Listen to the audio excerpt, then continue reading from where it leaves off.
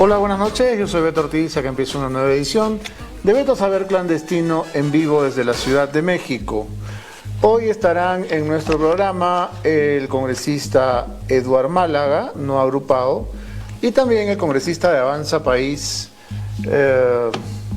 Alejandro Cabero, Lagunas. Vamos a empezar con la visita aparatosa, ¿no?, de doña Betsy Betsabé. Así se llama, no lo estoy poniendo una chapa. Ese es su nombre de pila. Betsy Betsabé Chávez Chino visitó el Congreso acompañada de toda su batería seria, ¿no? Básicamente para llamar a que se superen los rumores, ¿no? Atender puentes. Ella, después de que nos llamaba a los periodistas sicarios e insultaba a la fiscal de la Nación llamándola Blancanelia Colán 2.0, ahora ha descubierto que ocupando el cargo que por un periodo difícil de establecer ocupará, ella prefiere hacer llamados a la concordia, ¿no?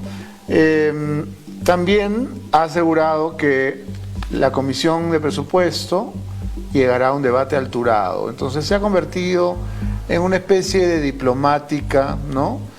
Y bueno, cada vez va mutando más, ¿no? Ahora está totalmente de negro. La vimos en Canal 7 vistiendo un traje más que monjil, ¿no? Casi militar, con unos zapatos de charol propios del día domingo de los soldados. Pero bueno, dejemos la moda para más adelante. Vamos a ver justamente esta entrevista a la que me refiero, ¿no? El anfitrión de ese programa de TV Perú, cuyo nombre no recuerdo y seguramente ustedes tampoco, lo único que hizo fue pasarle los bocaditos, ¿no? Pasarle la bandeja para que ella se despache. Adelante.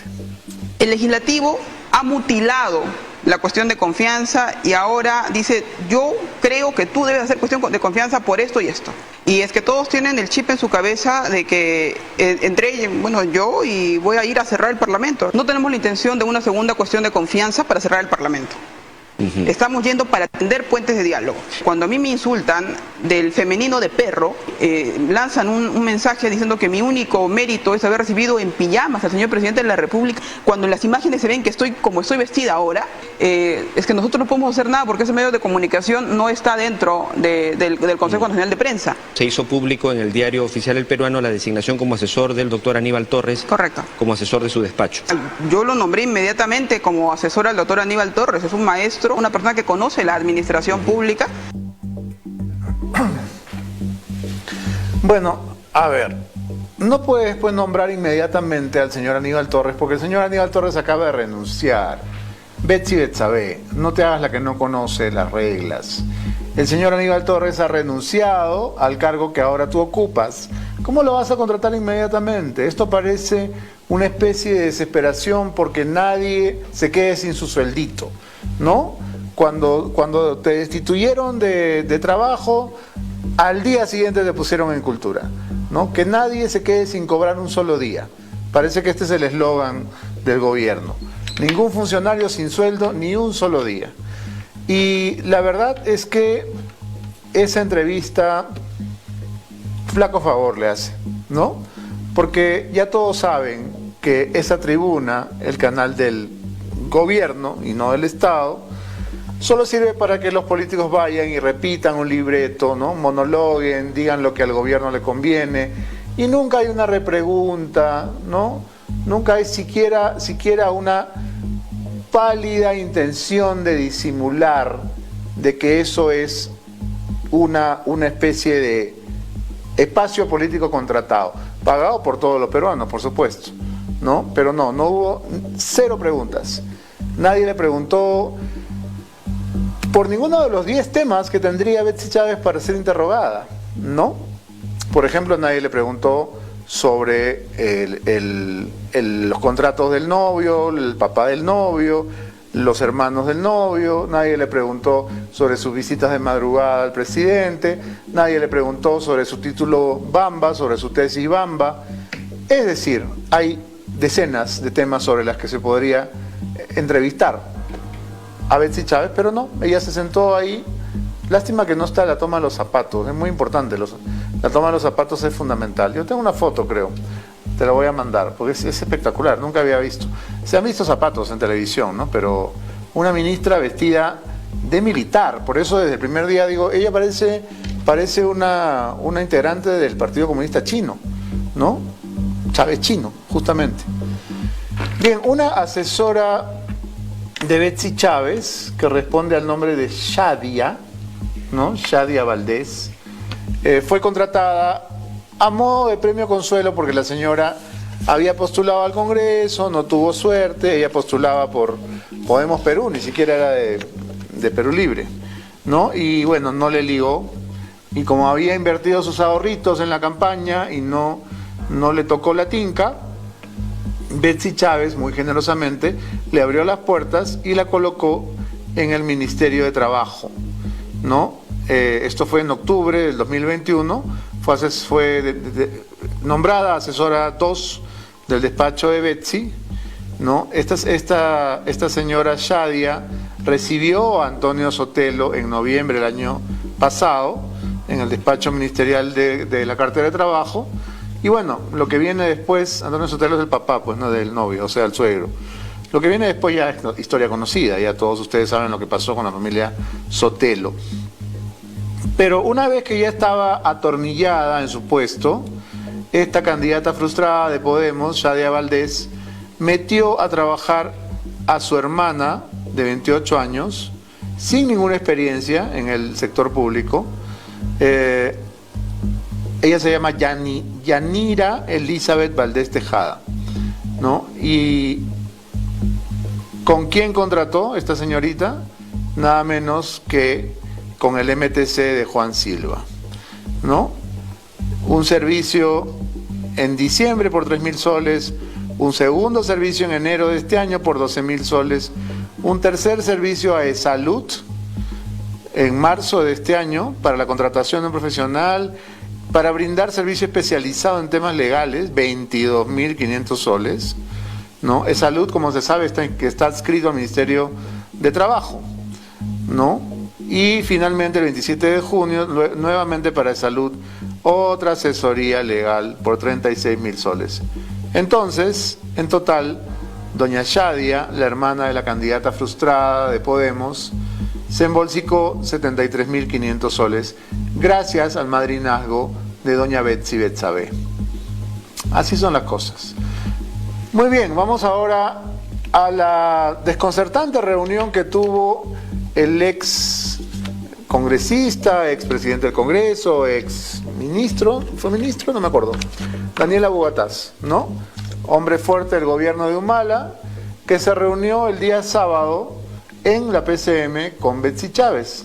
Ahí está el registro de entrada. Daniel Abugataz entró a la PCM el sábado 26 a las 5:21 y salió a las 6:28. Visita personal, ¿no? A título personal, etcétera, etcétera. Y bueno, nosotros por supuesto llamamos a Daniel Abugataz. Supongo que la razón por la que lo han convocado es la razón a la que alude el titular, ¿no? Don Daniel es una persona pues que resuma serenidad, sensatez, sabiduría. Así que lo llamamos para que nos cuente. Esto fue lo que nos contestó. Vi que visitó a la premier Betsy Chávez.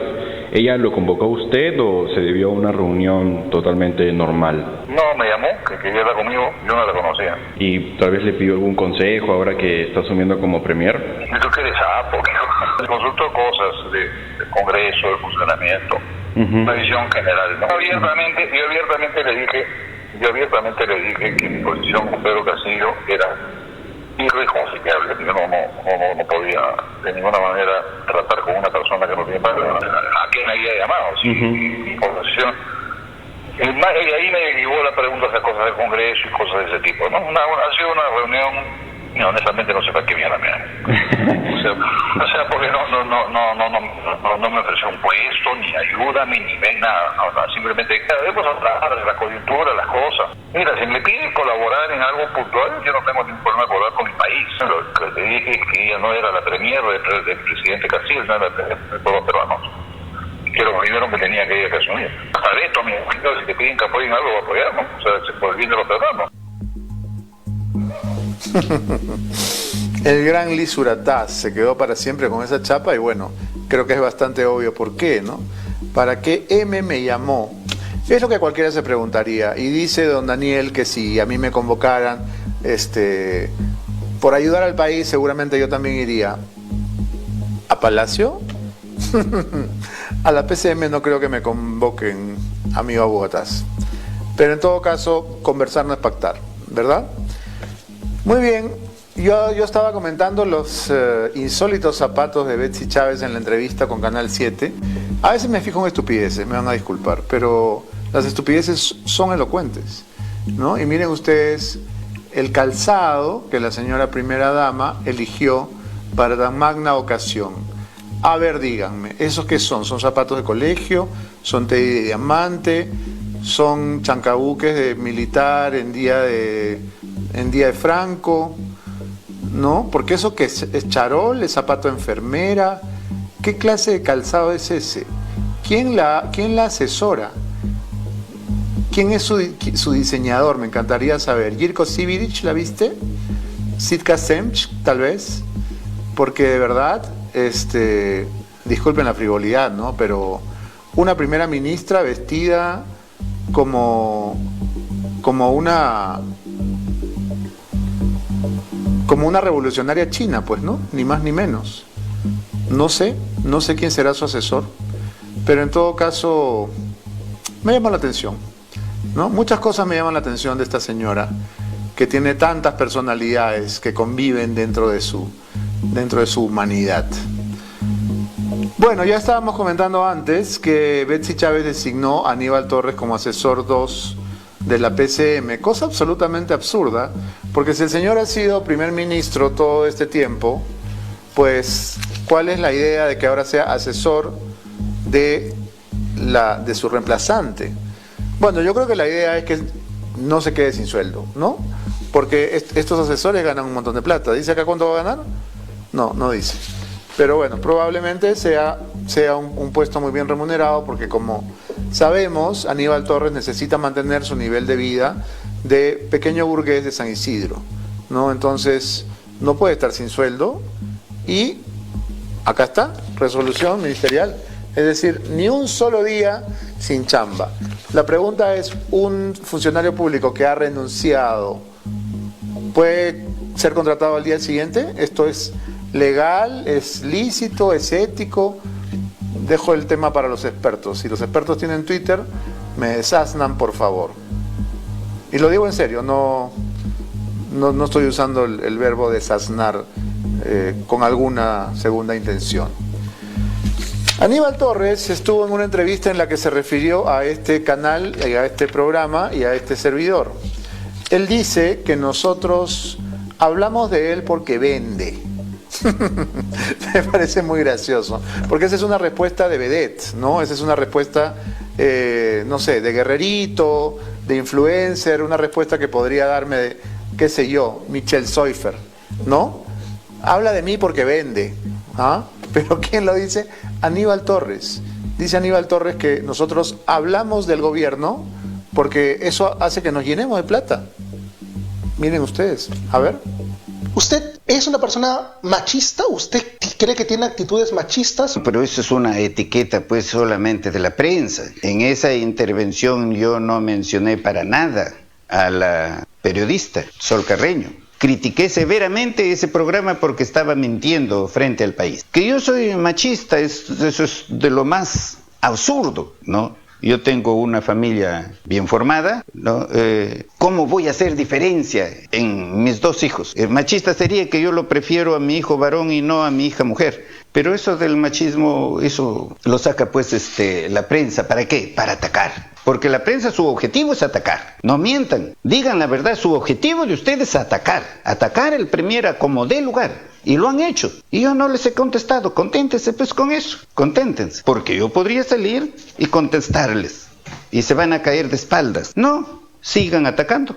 Un medio que constantemente ha atacado su gestión y a Pedro Castillo es Willax. ¿Qué opina de Willax? Ejerce el libertinaje en la prensa, que es lamentable que en un país exista ese tipo de prensa, pero yo les diría, no, incluso a los señores de Willax, que deben corregirse. Hay un periodista en Willax que es bastante polémico por diferentes factores, que es Beto Ortiz, que es un crítico muy asiduo a usted y a Pedro Castillo. ¿Qué opinión tiene sobre él? Bueno, que el señor hace negocio con eso, vende, ¿no?, con eso de atacar a Pedro Castillo y a Aníbal Torres, ¿no? Si no, no vendería.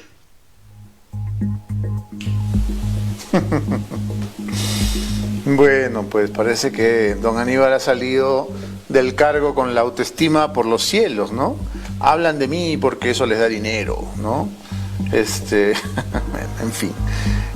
Me están desasnando, como pedí hace un momento, porque yo tenía entendido que no es legal que un funcionario que acaba de salir, ¿no?, además renunciando de manera expresa, sea contratado al día siguiente. Y me envían este texto único de la ley 30225, ley de contrataciones del Estado, que dice en el artículo 11 que cualquiera sea el régimen legal de contratación, están impedidos de ser participantes, postores, contratistas y o subcontratistas las autoridades del gobierno central, como el presidente, vicepresidentes, congresistas, ministros y viceministros, en todo proceso de contratación mientras ejerzan el cargo, y luego de dejar el cargo, el impedimento establecido para estos subsiste hasta 12 meses después. 12 meses después. Y el impedimento se extiende además al cónyuge, conviviente, parientes hasta el segundo grado de consanguinidad, ley en la que por supuesto Aníbal Torres se ha zurrado porque su hermano se hizo millonario contratando con el Estado en el depósito de vacunas, que en este programa nos cansamos, nos quedamos sin voz denunciando y nadie nos hizo caso. Entonces, evidentemente, esta ley a él le importa tres pepinos. Muy bien, vamos ahora con el reportaje que ha preparado Ismael Tazaico. ¿Dónde está el reportaje? Ah, por acá. Bueno, Betsy es el personaje de la semana, si no del mes, y lo que nos muestra Ismael en este informe son los vínculos bastante turbios, bastante oscuros, que ha establecido doña Betsy Betsabé con algunos de los más ranqueados mafiosos y delincuentes del Perú. Parece medio tirado de los pelos lo que estoy diciendo, pero no lo es, porque como abogada ha estado cerca no solamente de Rodolfo Orellana, cuya mafia todos recuerdan, sino también de el ya liberado narcotraficante Gerald Oropesa. Esas eran sus juntas antes de integrar el gobierno de Perú Libre. O sea, más o menos que se sienten familia. Adelante. Nuestra flamante primera ministra tiene un sospechoso pasado que empieza a conocerse. Tras negar en todos los idiomas que un paisano suyo había sido su pareja y luego ser descubierta, ahora el país se entera que Betsy Betsabé se esmeraba por mantener estrechos vínculos con oscuros personajes. Tony Montana, grande uomo, grande capo, Gerald, hermano. Uno de ellos es Gerald Oropesa, acusado por el presunto delito de tráfico ilícito de drogas. Otro, el presunto líder de una organización criminal, Rodolfo Orellana Rengifo. Necesitamos localizar a una abogada de Tacna que nos pueda apoyar con estos trámites administrativos o judiciales.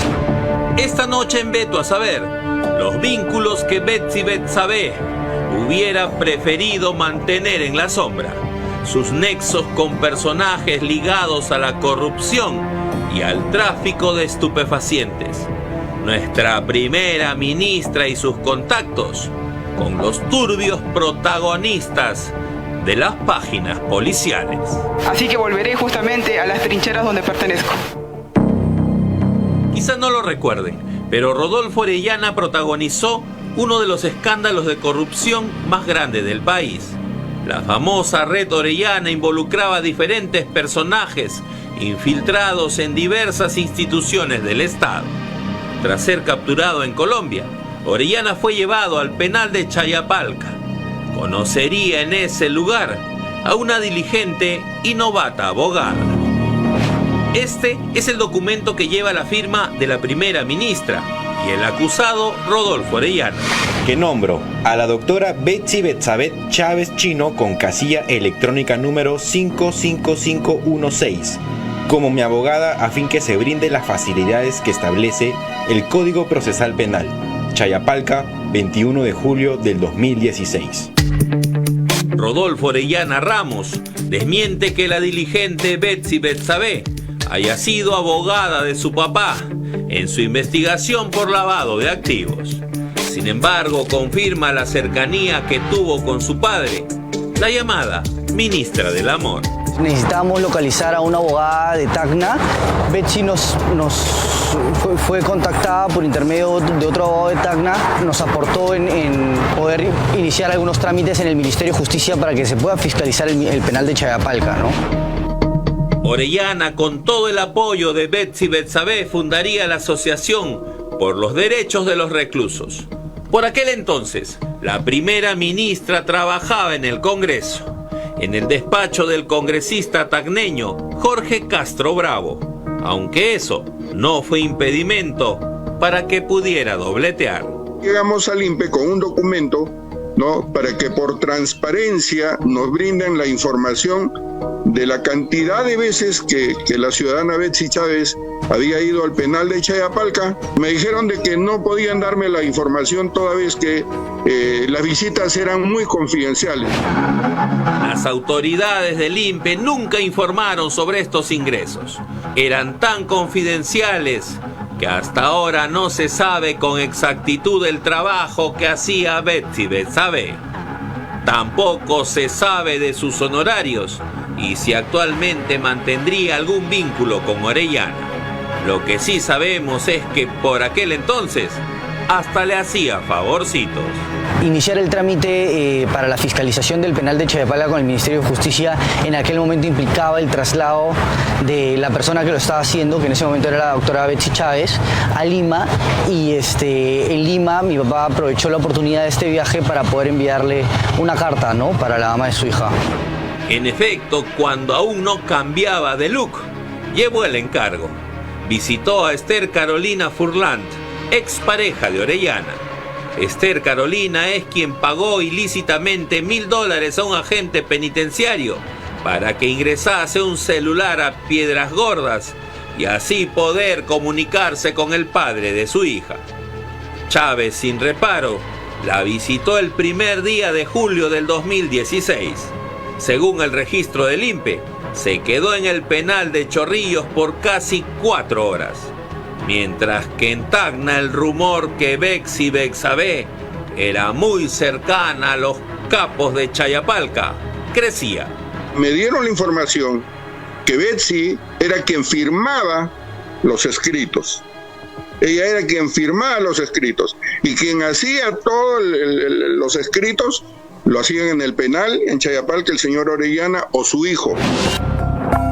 Pero Orellana no habría sido el único que consiguió auxilio de la Premier. Este correo electrónico publicado por El Comercio demostraría que la jefa del gabinete mantenía comunicación con Araceli Oropesa López. De esa información se desprende que la Premier Betsy Chávez y otro abogado habrían enviado correspondencia digital a la familia del narcotraficante el pasado 7 de diciembre del 2016. Hemos acudido a entrevistarnos con internos de dicho establecimiento penal, entre ellos el señor Rodolfo Orellana Rengifo, Gerald Américo Oropesa y Joran van der Slot, para quienes solicitamos se efectúe una revisión médica especializada y una evaluación psicológica a fin de determinar los daños físicos y mentales que se les ha producido con el accionar de las autoridades penitenciarias. La defensa legal del Tony Montana peruano niega que Betsy Betsabé haya sido abogada del excarcelado personaje. He conversado con la familia y no la conocen. Nunca la han visto. El presunto correo electrónico que será objeto de análisis y de denuncia por delito de falsedad genérica, lo único que demuestra es que alguien envió un mensaje a un correo que no es de la hermana de Gerald. No hay respuesta ni conversación alguna. Conseguir la versión de la jefa del gabinete ministerial es imposible. Ella no responde a la prensa independiente y prefiere refugiarse en el canal de Todos los Peruanos, donde le hacen entrevistas complacientes, donde le ponen entrevistador a su medida. Si los parlamentarios, de los que yo también soy parte, no nos ponemos de acuerdo de una vez con el Ejecutivo y nos ponemos a trabajar, sin que esto signifique tráfico de influencias, ¿no? Que ahora pues cualquier hecho está catalogado dentro de organización criminal. Si de organizaciones criminales hablamos, sería saludable que la flamante jefa del gabinete ministerial le cuente al país sobre sus vínculos con los ilustres inquilinos del penal de Chayapalca y por qué trató siempre de ocultar esa parte de su historia.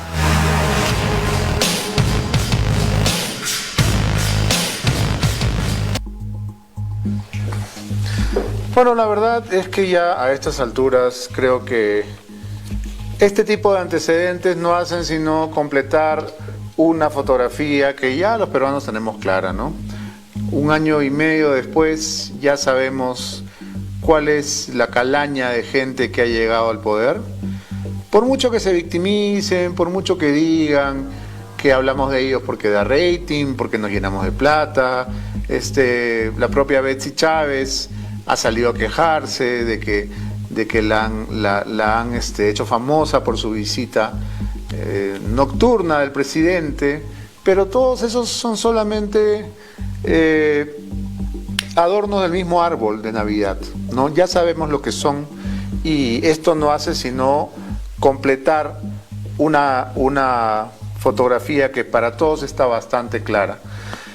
Esta noche están en nuestro programa 2 congresistas con quien vamos a discutir sobre la hora tan difícil que vive nuestro poder legislativo. Están en nuestros estudios en San Borja, Lima, Eduard Málaga y Alejandro Cabero, a quienes les damos la bienvenida. Buenas noches, gracias por estar en el programa. Hola Beto, buenas noches. Buenas noches, Beto.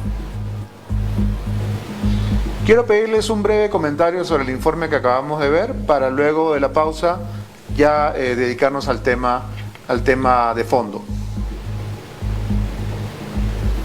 Sí, Beto. Eduard. Perdón, repite la pregunta. No. O Alejandro, cualquiera. Dale, Alejandro.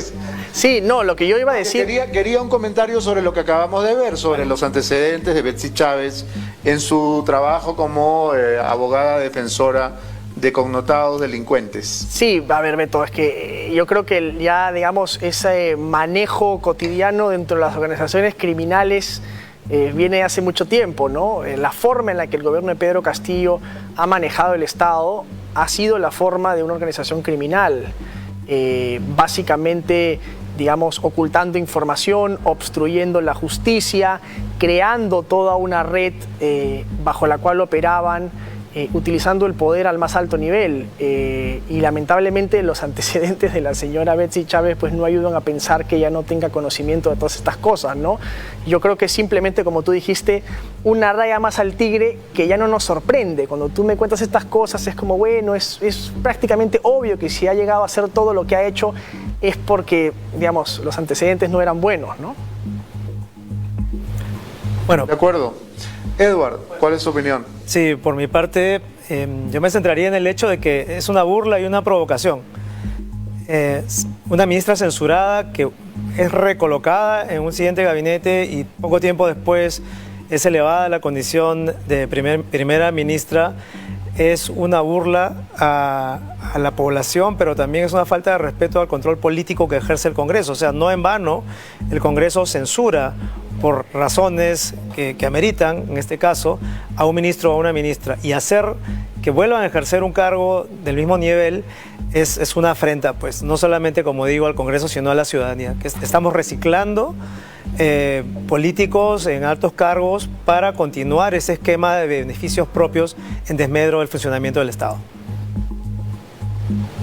Y además ya hemos visto que ha quedado evidenciado este sistema de carrusel, ¿no? Porque te sacan de un ministerio, te ponen en el otro, e incluso Aníbal Torres, que ha renunciado a la presidencia del Consejo de Ministros, es recolocado como asesor en una decisión que en realidad lo que nos muestra es que él va a seguir siendo el primer ministro, porque evidentemente Betsy Chávez es una discípula, es una alumna al lado de Aníbal. Entonces, ponerlo de asesor es simplemente un maquillaje bastante burdo del que todos nos damos cuenta, ¿verdad? Sí, perdona, Beto, pero en eso consiste la burla. O sea, ¿qué sentido tienes que tú le des o le niegues la confianza a un premier si evidentemente poco tiempo después va a seguir en las sombras dirigiendo las políticas de este gabinete?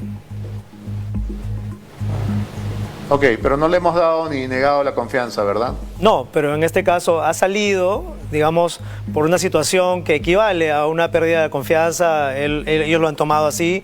Nosotros definitivamente no le dábamos la confianza, yo no se la di. Pero digo, en una situación en la cual se aleja un funcionario de ese cargo, tú asumes que ya no es idóneo, que no tiene la confianza o del presidente o del Congreso, y sin embargo continúa. Insisto, en eso consiste la gran burla. Y de hecho, Beto, si me permites, es evidente que el Parlamento ya incluso le quitó la confianza a Betsy Chávez, porque la hemos censurado nosotros del cargo de ministra de Trabajo. Y evidentemente en ese momento la recolocaron en Cultura sin tener absolutamente ningún conocimiento del sector. Cuelap se continúa cayendo a pedazos, se está cayendo a Machu Picchu, y simplemente por ser la flanelera del presidente la han ahora hecho primer ministro.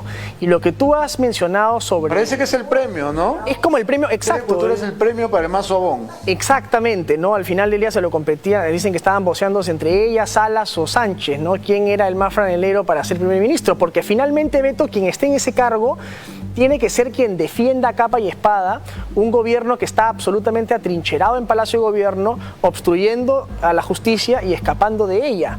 Y ese nombramiento que tú has mencionado, Aníbal Torres, es eso, es un premio consuelo de un señor que dice: no tengo ningún problema en irme, yo sí me voy mañana, no tengo ningún problema en irme, pero me quedo bien entornillado en la PCM ilegalmente. Yo creo que, es más, yo voy a pedir, a raíz de lo que tú has leído de la ley de contrataciones, que no conocía, voy a pedir a la Comisión de Fiscalización que citen a la ministra Betsy Chávez, porque ella ha hecho una contratación absolutamente ilegal y el señor Torres no debería permanecer ahí ni un día más, ¿no?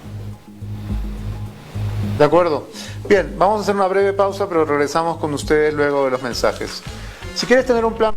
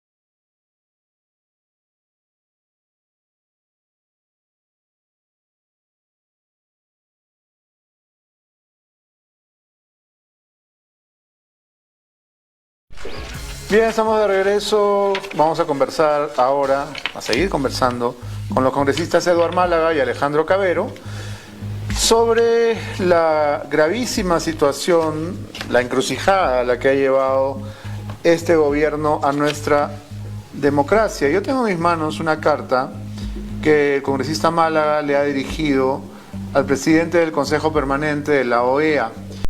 Quisiera comentarla no solo con Eduard, sino también con Alejandro, porque lo que dice esta carta, fechada el día de hoy, es sumamente importante. Dice en resumen: me dirijo a usted para denunciar públicamente al gobierno del presidente Pedro Castillo, en tanto violenta las reglas democráticas que paradójicamente invoca al momento de pedir la activación de la Carta Democrática Interamericana. Más abajo explica que se pretendió obligar al Congreso a aprobar un proyecto de ley en contravención del principio de separación de poderes, pues dicha competencia por mandato constitucional es exclusiva y excluyente del Congreso. Eduard, ¿por qué decidiste enviar esta carta hoy y cuál crees que sea el efecto que consiga? Yo creo que el objetivo principal es exponer la desfachatez, la falta de coherencia y sobre todo la falsedad en la que incurrió el presidente Castillo al invocar la Carta Democrática, porque como ya mencioné ese día que nos reunimos con los representantes de la misión, ellos han invocado la Carta Democrática por artículos de esta carta que ellos mismos están violentando. Entonces ahora, al aparecer el acta del Consejo de Ministros en donde ellos admiten que ellos interpretan esta denegatoria, esta supuesta denegatoria de confianza, están básicamente amenazando al Congreso con un cierre, y esto va una vez más en contra de la Carta Democrática que ellos mismos invocan. Entonces me parece importante que los miembros de la misión de la OEA entiendan que ellos van en contradicción de lo que pretenden reclamar. Bien, Alejandro, el día sábado el Congreso aprobó otorgar facultades al presidente del Parlamento para que presente una demanda competencial contra el gobierno por haber ejercido de manera inconstitucional la cuestión de confianza. Son 98 los votos que se han conseguido y la pregunta que todos nos hacemos es: ¿esos 98 votos no servirían para terminar ya con esta agonía? ¿O cuántos de esos 98 estarían en una moción de vacancia? Absolutamente, Beto. Mira, efectivamente el Congreso lo que ha hecho es aprobar una demanda para defender su fuero, ¿no? Defendernos frente a una abierta intención de dar un golpe del señor Pedro Castillo, de violentar la Constitución, de decir que la Constitución dice lo que no dice y pretender que la tierra es plana cuando la tierra es redonda. Y hay que decirle bien clarito al señor Castillo que frente a eso el Parlamento va a defender su fuero. Y en eso, Beto, en esa defensa del fuero parlamentario, de la democracia, el Parlamento debe estar unido, independientemente de las banderas políticas. Pueden haber colegas de izquierda con los que seguramente discreparé, pero que frente a un abierto intento autoritario en el país deberían estar del lado de las instituciones y de la democracia. Y efectivamente hay un descontento grande en el oficialismo en este momento frente no solo al nombramiento de Betsy Chávez, sino frente a esta intentona golpista de cerrar el Congreso a la fuerza del señor Pedro Castillo. Y evidentemente estamos en este momento en una serie de conversaciones con ellos también, porque yo sí creo que esos 98 votos se podrían traducir en una eventual vacancia, y en ese trabajo estamos, ¿no? Vamos a ver el momento de la votación del último sábado. Adelante. Bien, señores congresistas, este es un resultado del Congreso en su conjunto. Este, señores congresistas, es un mensaje del Congreso en su conjunto. Votos a favor, 98. Votos en contra, 10. Abstenciones, 4.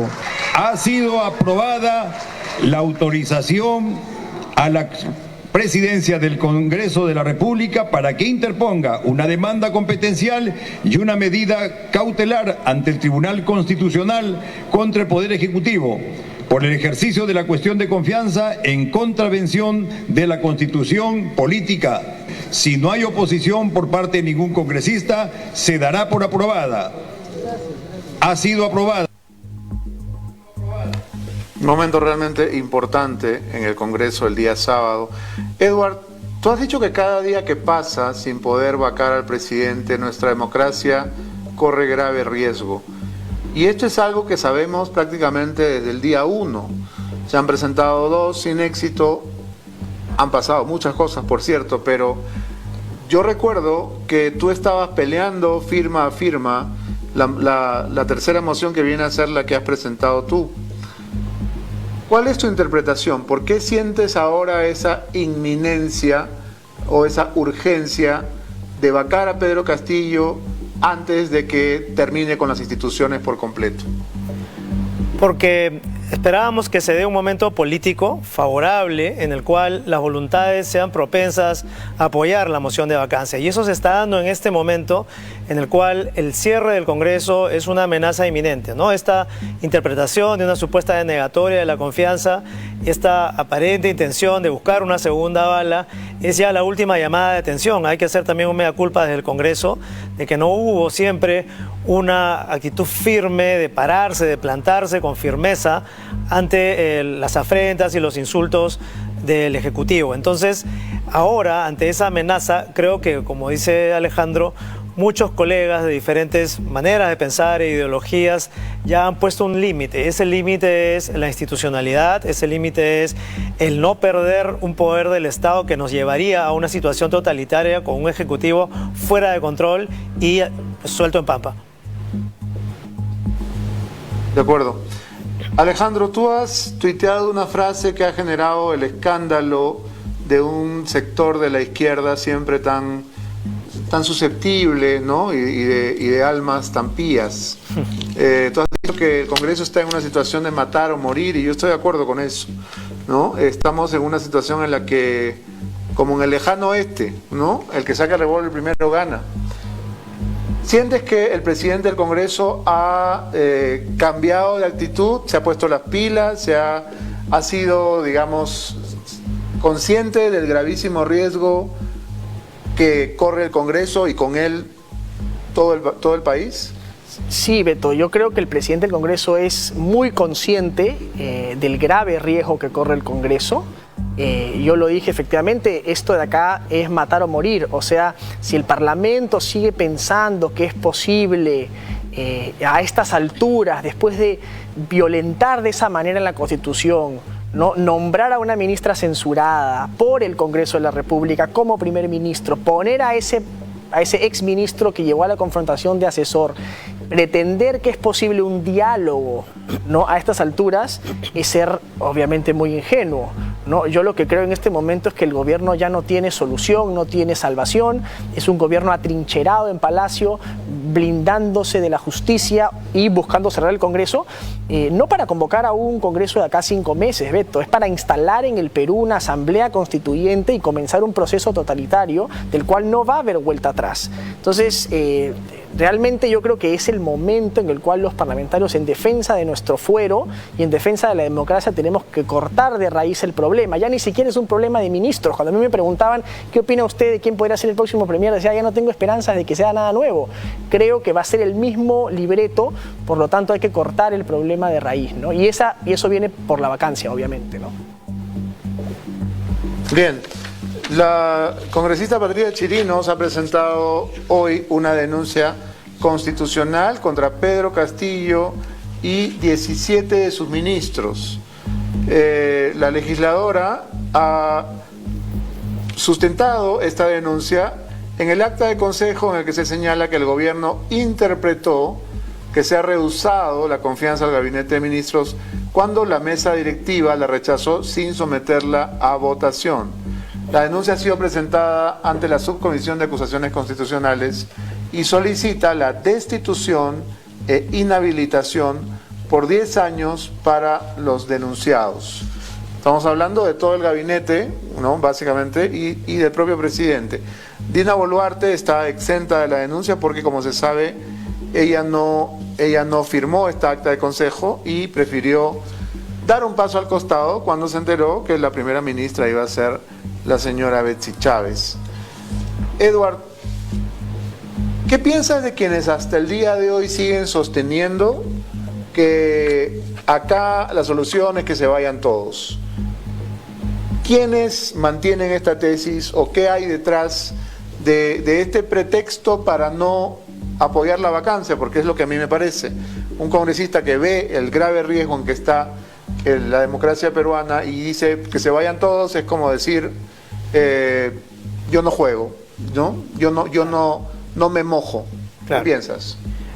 Bueno, no es fácil, te lo digo en primera persona, no es fácil ni grato impulsar una vacancia presidencial. No es una situación normal en la que deberíamos estar y creo que las vacancias están asociadas con traumas sociales y políticos. Entonces creo que una manera de escapar a esa obligación es plantear salidas como el que se vayan todos fácilmente. Ahora, el problema con el que se vayan todos sin las reformas que eso implicaría en una situación normal es que nos están diciendo que todos tenemos la culpa de todo, entonces no vas a tener un responsable finalmente. Si todos tienen que irse al final, ¿quién va a pagar los platos rotos? ¿Quién va a asumir la responsabilidad de esta corrupción que se está dando? Entonces yo creo que hay buena parte de la ciudadanía que sin mala fe están hartos, están hastiados y claro, lo primero que hace es tirar la puerta y decir que se vayan todos, pero yo siempre he dicho, ten cuidado con lo que pidas, porque si eliminas básicamente los poderes que tenemos en este momento, te vas a quedar con la anarquía y te vas a quedar probablemente con una elección que te devuelva al mismo sistema. Entonces quienes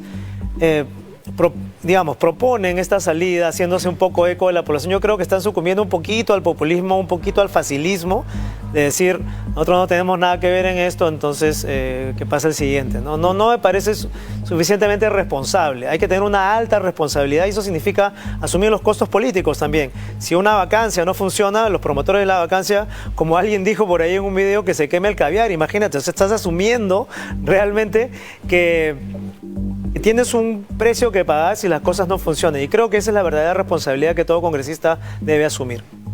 Beto, y si me permites comentar un momento sobre lo del adelanto, creo que es importante aquí decir una cosa. El adelanto, primero que nada, como bien dijo Ed, diluye la responsabilidad hacia el Parlamento igual de responsable que el Ejecutivo y eso me parece a mí absolutamente injusto porque el Parlamento no le ha puesto a los ministros, ni ha puesto a Silva, ni ha puesto a Carolín López, etcétera, etcétera. Y lo otro que es importante, Beto, es que todos son malos, nadie es malo, ¿verdad? Exactamente. Creo que la coartada al final es todo es una porquería, entonces así al final nadie es culpable. Donde todos son responsables, nadie es responsable. Eso como primer asunto. Y como segundo punto, Beto, una transición con Pedro Castillo, elecciones con Pedro Castillo en el poder, sería peligrosísimo para el Perú. Por eso creo que necesitamos dos cosas. Primero, la salida de Pedro Castillo del poder y luego sí una transición de un año donde podamos hacer primero reformas electorales profundas para que cuando volvamos a tirar los dados, Pedro, no vuelva a aparecer el mismo problema y no volvemos a tener igual Congreso igual de malo, un absolutamente improvisado que llega al gobierno o algo peor, ¿no? Y tengamos reglas que mejoren la representación, las instituciones y la democracia en el país, empezando por el funcionamiento del Congreso y un periodo de calma y de transición para pensar esas reformas. Pero obviamente con Pedro Castillo en el poder eso va a ser absolutamente imposible, ¿no? Y por eso es que tiene que salir Castillo y luego hablar de una transición y de reformas. Pero esa transición la va a encabezar Dina Boluarte. Pero Dina Boluarte no puede estar 4 años. O sea, eso no es sostenible. Ella tendrá que nombrar, un gobierno de transición y convocar elecciones de aquí a un año. Yo no veo viable que ella pueda estar 4 años. Me parece muy difícil, ¿no? Pero sí creo que necesitamos un momento de calma para pensar en reformas serias que nos permitan, una vez que hayan elecciones nuevas, no caer en los mismos problemas en los que hemos caído estos últimos 5 años, ¿no?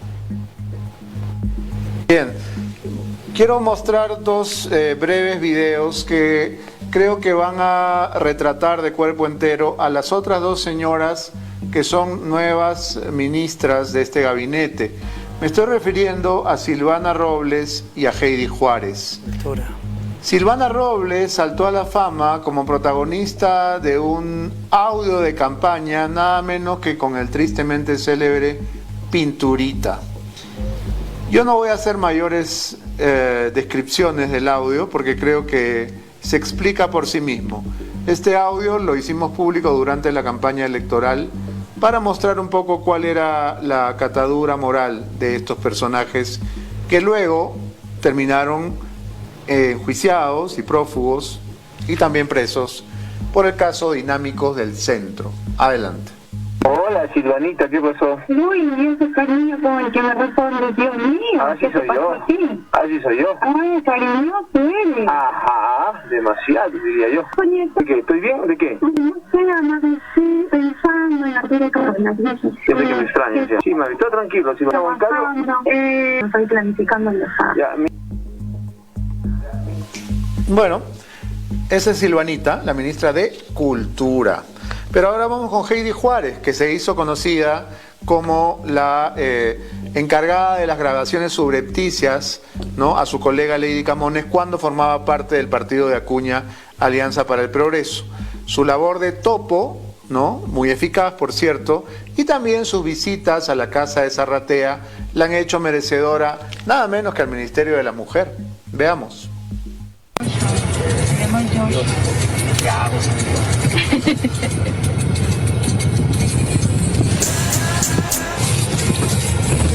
Quítatelo la pucha, no, sí, te voy a tomar una foto y... Dos personas. Bien, solamente han sido un par de fragmentos, ¿no?, para que ustedes recuerden quiénes son estas personas, ¿no? Y desgraciadamente no hay, pues, méritos a la vista, ¿no?